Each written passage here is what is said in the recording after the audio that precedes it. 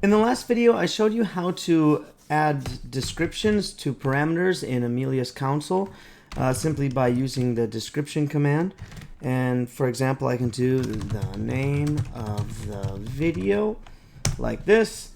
And in this video, I'm going to show you how to validate values or parameter values.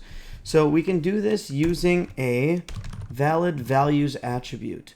Now, any values you enter into this attribute will be acceptable values. Anything that's not entered here will not be acceptable and the command will not execute. So for example, let's say we only want to accept the names video 1,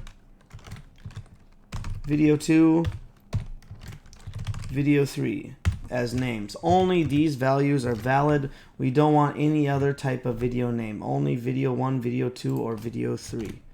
Well, we can simply add this attribute like this. Go ahead and save and head back to Unity. Hit run again.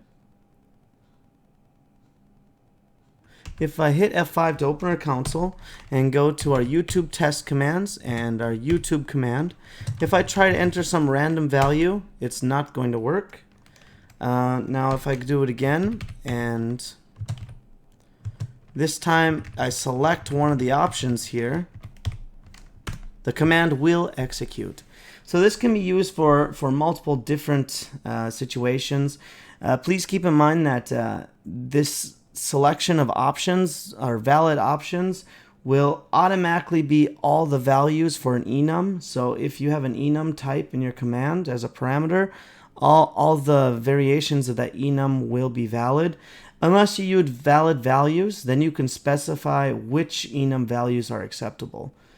Alright, that's it for this video. In the next video, we'll be talking about a command name attribute.